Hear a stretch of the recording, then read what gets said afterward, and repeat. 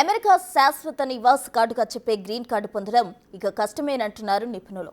ముఖ్యంగా భారత్, చైనా వంటి దేశాల నుంచి వచ్చేవారు ఏళ్ల తరబడి వేచి చూడక తప్పదని అంటున్నారు. గ్రీన్ కార్డు ప్రక్రియ ఎంతో కష్టతరంగా ఉంటుంది, సంక్లిష్టంగా ఉంటుంది. ఎందుకంటూ నిర్దిష్ట అర్హత ప్రమాణాలు, సరైన దరఖాస్తు ప్రక్రియ అవసరం. అప్లికెంట్ల హెల్త్, క్రైమ్ హిస్టరీ క్షుణ్ణంగా పరిశీలిస్తారు.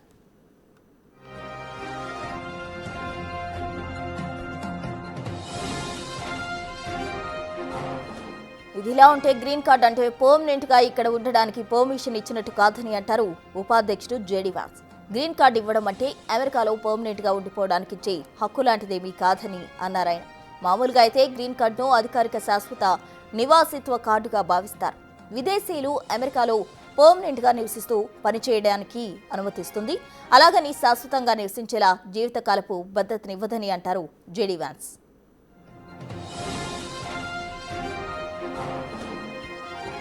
అమెరికాలో శాశ్వత నివాసం కోసం వివాహం ద్వారా గ్రీన్ కార్డు పొందాలనుకుంటున్న వారికి కూడా ఇక కష్టకాలమే. అమెరికా పౌరసత్వ వలస సేవల విభాగం USCIS వివాహ ఆధారిత గ్రీన్ కార్డు దరఖాస్తుల కోసం కొత్త నిబంధనలు అమల్లోకి తెచ్చింది. మోసపూరిత వివాహాలను అరికట్టి గ్రీన్ కార్డు ప్రక్రియలో మరింత పారదర్శకత పెంచడమే లక్ష్యంగా ఈ మార్పు చేర్పులు చేసినట్టు USCIS చెబుతోంది.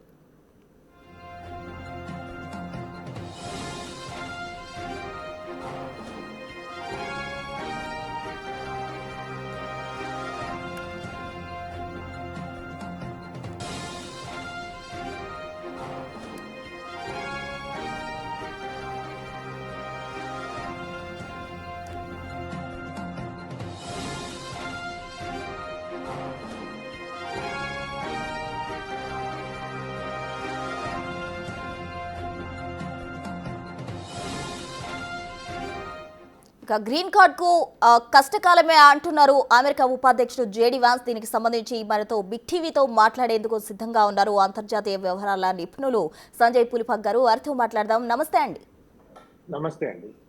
ఎస్ అండి, ఇప్పుడు గ్రీన్ కార్డు జారీ ప్రక్రియ ఇంతకు ముందు ఎలా ఉండేది, అసలు ఇప్పుడు ఎలా ఉండేది, ఇక నుంచి కష్టకాలమే అంటూ కూడా జేడీ వాన్స్ కొన్ని వ్యాఖ్యలు చేయడం జరిగింది. ఎలా చూడాలంటారు? అవునండి, ఇప్పుడు మనం డొనాల్డ్ ట్రంప్ కనుక తీసుకున్నట్టయితే, ప్రెసిడెంట్ డొనాల్డ్ ట్రంప్ ఆయన అధికారంలో వచ్చినప్పటి నుంచి ఇమిగ్రేషన్ మీద కొద్దిగా కఠిన వైఖరి అవలంబించడం జరుగుతోంది. ఎలక్షన్ క్యాంపెయిన్ అప్పుడు కూడా చూసాం మనం, ఆయన చాలా కఠినంగా ఉంటాను, ఇమిగ్రేషన్ తగ్గిస్తాను దేశంలోకి, ఇల్లీగల్ గా వస్తున్న ఇమిగ్రేషన్ ఎక్కువైపోయింది, లీగల్ గా వస్తున్నది కూడా కొద్దిగా తగ్గించాలి అన్నట్టు మాట్లాడటం జరిగింది. అదే చేస్తున్నారండి.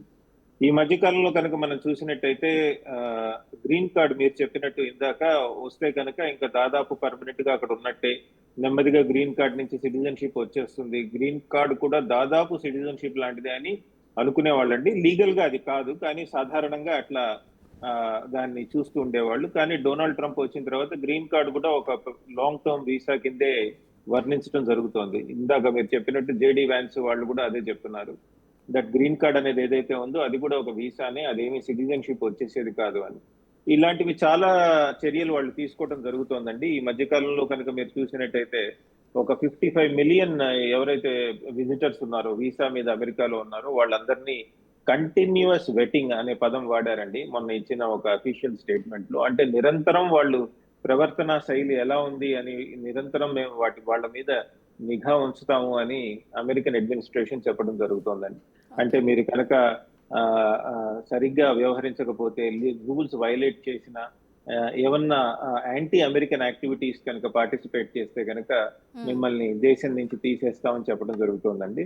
అంటే ఒక విధంగా చూస్తే కనుక అమెరికాలో లాంగ్ టర్మ్ గా ఉండటం కష్టం చేయటం జరుగుతోందండి. అంటే వీలైనంత వరకు అవసరానికి వాడుకొని తర్వాత అవసరం తీరిపోయిన తర్వాత వీళ్ళ దేశాలకు పంపించేసేయాలి అన్న ఆలోచన విధానం కంటిన్యూస్ గా ట్రంప్ అడ్మినిస్ట్రేషన్ లో కనబడుతోందండి.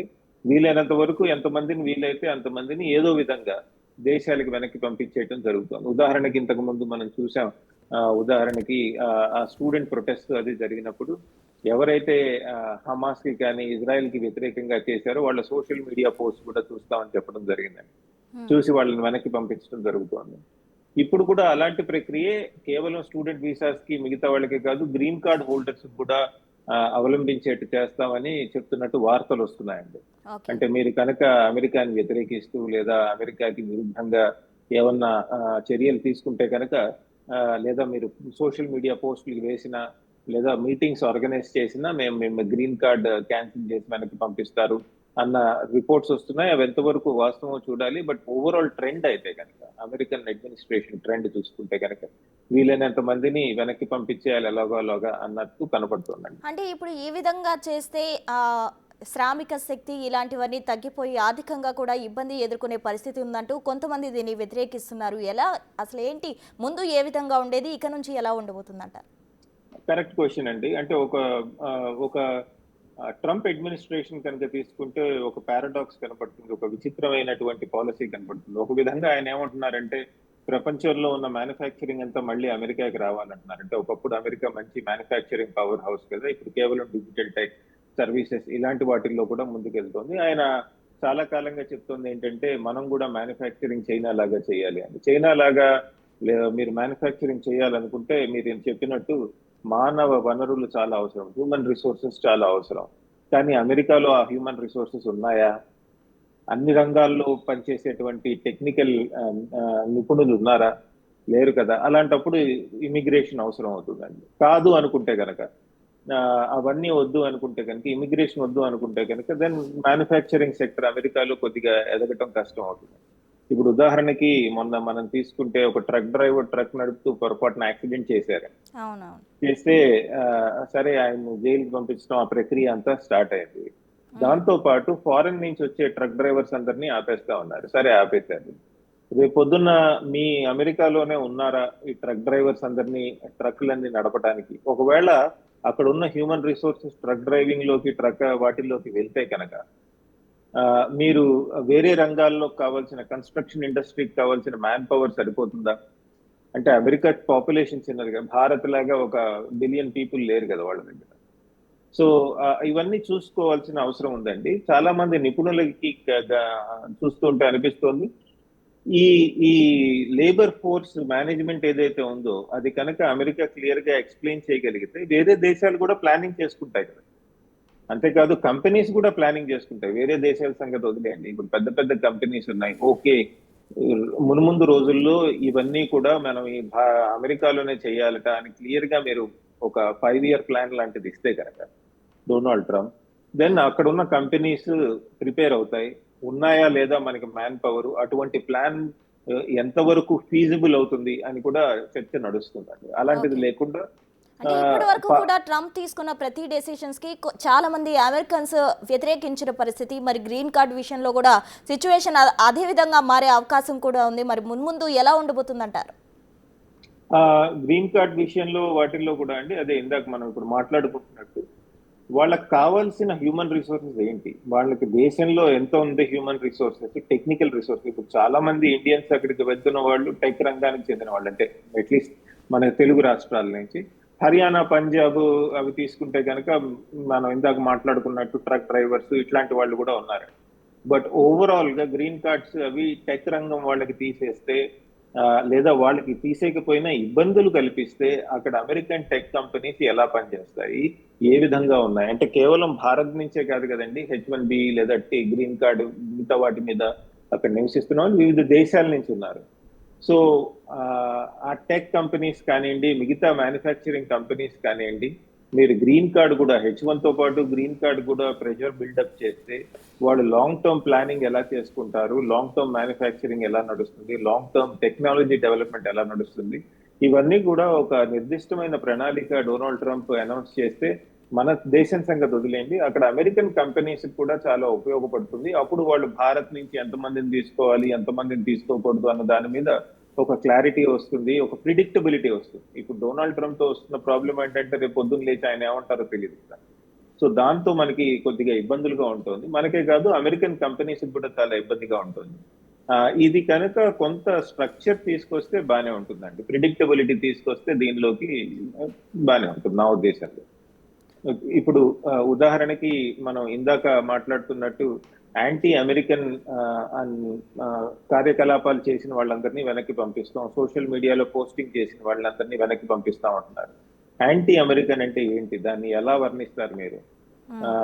ఒకవేళ ఒక పొరపాటున ఎవరన్నా కుర్రాడు కానీ ఎవరన్నా ఇక్కడ రోడ్డు బాగాలేదు, ఏమిటి రోడ్లు ఎంత దారుణంగా ఉన్నాయని రాస్తే అది యాంటీ అమెరికన్ అవుతుందా, లేదా సివిక్ కంప్లైంట్ అవుతుందా? అంటే యాంటీ అమెరికన్ అనేది ఎవరు చూస్తారు? సోషల్ మీడియాలో మీరు పోస్టింగ్ పెట్టారనుకోండి, దాన్ని అది నిజంగా యాంటీ అమెరికనా, నిజమైన జెన్యున్ కంప్లైంటా అని ఎలా నిర్ధారిస్తారు?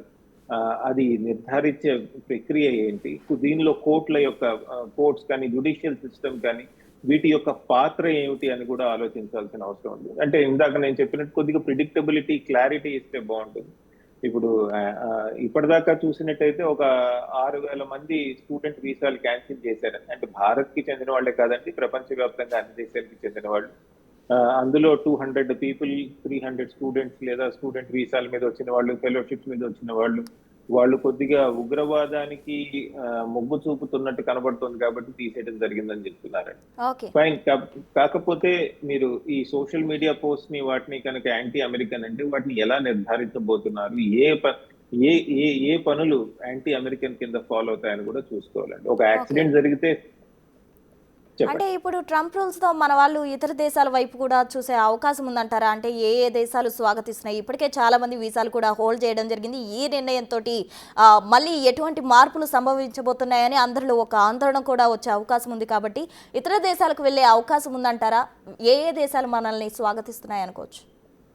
అంటే ఇప్పుడు జపాన్ ఇవి తీసుకోండి. అక్కడ హ్యూమన్ రిసోర్సెస్ అవసరం ఉంది. ఎందుకంటే ఓకే. వాళ్ళ సమాజంలో వృద్ధాప్యంలో ఉన్నటువంటి జనాభా సంఖ్య పెరుగుతోంది. కానీ వాళ్ళు ఏం చేస్తున్నారంటే ఈ మధ్య కాలంలో టెక్నాలజీ రావటం వల్ల, ఆర్టిఫిషియల్ ఇంటెలిజెన్స్ రావటం వల్ల, డిజిటల్ టెక్నాలజీస్ రావటం వల్ల చాలా పనులు మనుషులతో సంబంధం లేకుండా డిజిటైజ్ చేసి టెక్నాలజీ పరంగా హ్యాండిల్ చేయడానికి చేస్తున్నారండి. సో ఇది మునుముందు రోజుల్లో కేవలం జపాన్, కొరియానే కాదు, మిగతా దేశాలకు కూడా ఇది ఇటువంటి ప్రక్రియ ఫాలో అవుతారండి. ఎందుకంటే హై ఎండ్ జాబ్స్ ఏవైతే ఉన్నాయో అవన్నీ వీలైనంత వరకు టెక్నాలజీ రంగం చేసేస్తే కనుక ఇమిగ్రేషన్ తగ్గించుకోవచ్చు అని. కాకపోతే మిగతావి బ్లూ కాలర్ జాబ్స్ అంటారు కదా, కన్స్ట్రక్షన్ ఇట్లాంటివి, అలాంటి వాటికి ఓపెనింగ్స్ ఉంటాయి. కానీ దానివల్ల మన భారతదేశం నుంచి వెళ్ళే సాఫ్ట్వేర్ ఇంజనీర్స్ కానివ్వండి, మిగతా మెడికల్ వాళ్ళు కానివ్వండి, మిగతా టెక్నాలజీ రంగానికి వెళ్ళిన వాళ్ళు కానివ్వండి, వాళ్ళకి అంత ఉపయోగపడకపోవచ్చు కదా. సో మనకి వేరే దేశాల్లో ఉదాహరణకి కన్స్ట్రక్షన్ లో కానివ్వండి, మిగతా మ్యానుఫ్యాక్చరింగ్, లో అండ్ మ్యానుఫ్యాక్చరింగ్ లో ఓపెనింగ్స్ రావచ్చు. కానీ నా ఉద్దేశంలో ఇప్పటి నుంచి మనం ఆలోచించాల్సింది ఏంటంటే మిగతా దేశాలు అమెరికాతో పాటు ఇప్పుడు మనం యూరోప్ లో కూడా చూస్తున్నాం, బ్రిటన్ లో కూడా చూస్తున్నాం, ఇమిగ్రెంట్స్ రావటం మీద అంత వాళ్ళకి ఇష్టంగా లేదు. స్లోగా గోడలు కట్టేస్తున్నారు ఇమిగ్రెంట్స్ రాకుండా ఉండడానికి. They are building wall. So అది గుర్తించి మనం మన దేశంలోనే పెద్ద ఎత్తున ఎంప్లాయ్మెంట్ ఎలా జనరేట్ చేయాలి, మ్యానుఫ్యాక్చరింగ్ ఎలా జనరేట్ చేయాలి, దానికి కావాల్సిన ట్రేడ్ పాలసీస్ ఏంటి, లేదా దానికి కావాల్సిన అడ్మినిస్ట్రేటివ్ పాలసీస్ ఏంటి.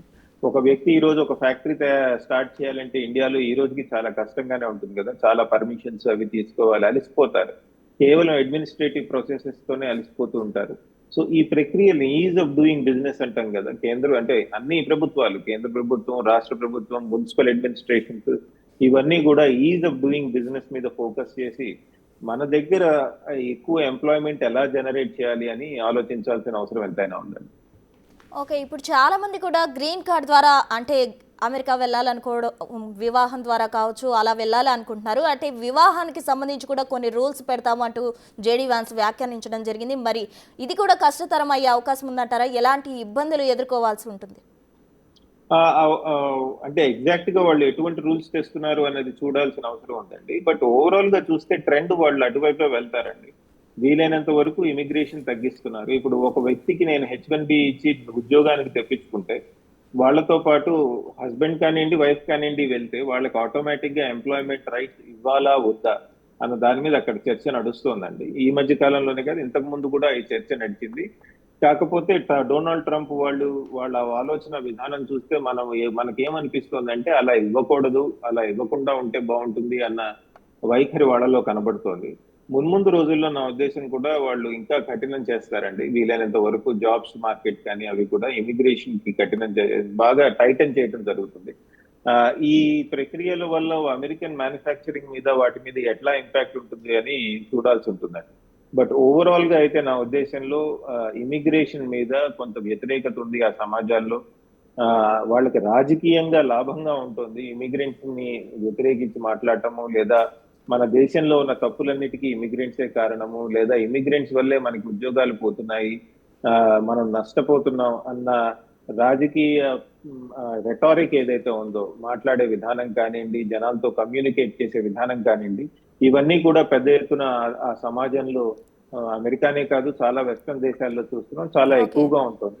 ఓకే. కాబట్టి నా ఉద్దేశంలో మున్ముందు రోజుల్లో ఇమిగ్రేషన్ వీలైనంత వరకు తగ్గించే ప్రయత్నం జరుగుతుందండి.